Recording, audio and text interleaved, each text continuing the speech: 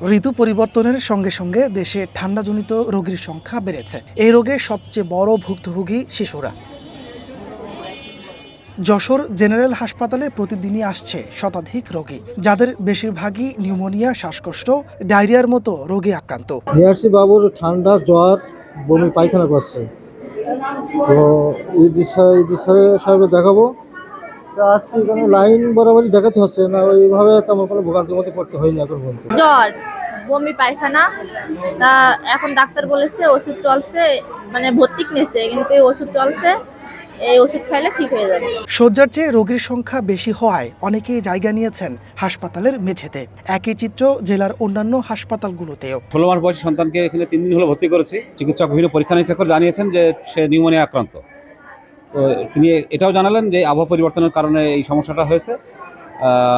দীর্ঘমেয়াদী চিকিৎসার মাধ্যমে এটা সম্ভব। ডাক্তারা কোনো কথাই বলতেছে না, ওই যে ব্যথার ওষুধ দিচ্ছে, ওটা কমছে, কত বাইরে নিয়ে চলে যান।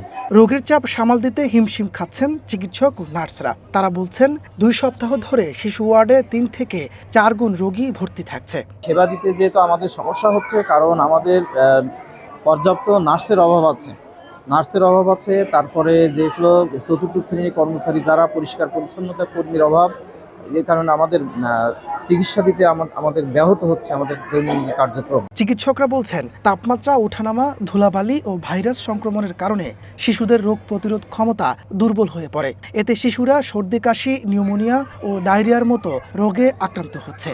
এখন সিজন চেঞ্জ হচ্ছে, তো শীতের থেকে এখন গরম পড়ছে, আবার গরম ঠান্ডা পড়ছে, এতে বাচ্চাদের একটু ঠান্ডা লেগে যাচ্ছে। ঠান্ডা, নিউমোনিয়া, ব্রঙ্কাইটিস, ব্রঙ্কিওলাইটিস এই জাতীয় অসুখগুলো বেশি হচ্ছে, শ্বাসকষ্ট। হ্যাঁ, এখন এখান থেকে পরিত্রাণের জন্য বাচ্চাকে যত্ন নিতে হবে। ঠান্ডা পড়লে জামা কাপড় পরাতে হবে, গরম পড়লে হালকা করে দিতে হবে। হ্যাঁ, বাচ্চার যে নার্সিং কেয়ারগুলো আছে, খাওয়া দাওয়া, বুকের দুধ যে বাচ্চাগুলো খায় তারা বেশি বেশি করে বুকের দুধ খাবে। তাছাড়া অন্যান্য বড় বাচ্চারা বাড়ির খাবারগুলো খাবে, বাড়ির এবং হাঁড়ির খাবার, দোকানের কোনো খাবার খাবে না।